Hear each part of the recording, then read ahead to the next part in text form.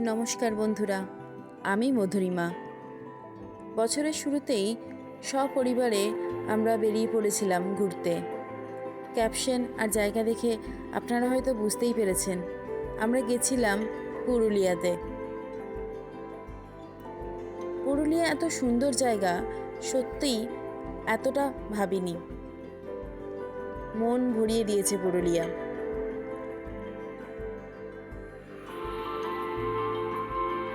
আজ আপনাদের সাথে সেই জার্নিটাই শেয়ার করে নেব। বাড়ি থেকে বেরিয়েছিলাম তখন 5:30। দেখুন এখন 6:30 বাজে, চারদিক এখনও ঘন কুয়াশায় মোড়া।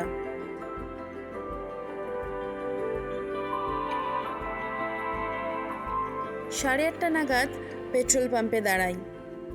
গাড়িতে তেল ভরার পাশাপাশি সবাই নেমে একটু কোমর সোজা করে নিচ্ছে। আবার দুদিকে সবুজ মাঠকে পাশে রেখে আর পাহাড়কে পাশে রেখে আমরা আবার এগোতে থাকি। এখন আকাশ পরিষ্কার, চারপাশের এত সুন্দর দৃশ্য সত্যিই মন ভরিয়ে দেয়।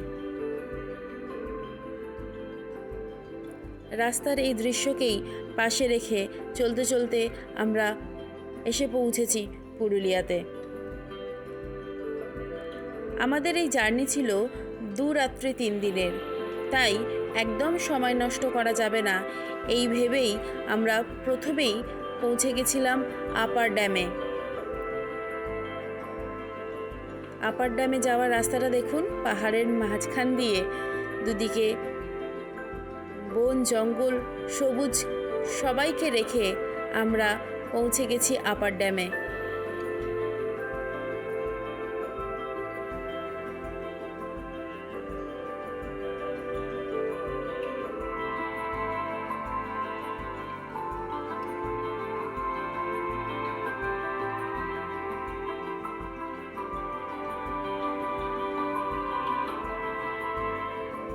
নেমে পড়েছি গাড়ি থেকে।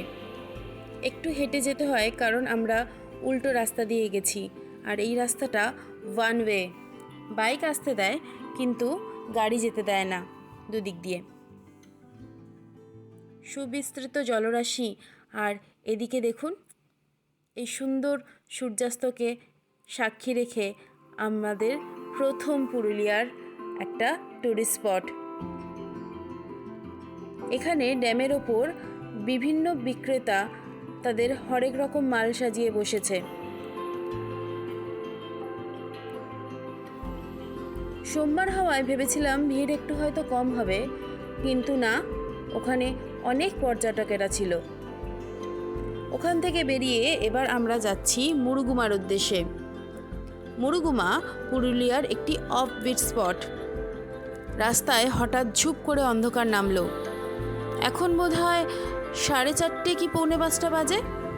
দেখুন, দেখে মনে হবে যেন কত রাত হয়ে গেছে। দুদিকেই ঘন জঙ্গল, মাঝখান থেকে শুধু আমরা চলেছি, আর কোনো মানুষজনকে দেখতে পাচ্ছি না। একটু ভয় ভয় লাগছিল বই কি। মাঝে মাঝেই দেখতে পাচ্ছি সাইনবোর্ড টাঙানো, এখান দিয়ে বুনো হাতি রাস্তা পারাপার করে। এসব দেখে বুকটা একটু ধুকপুক করছিল বই কি। কিন্তু রাত্রে জঙ্গলের মধ্যে দিয়ে যাওয়ার এক অন্য অভিজ্ঞতা।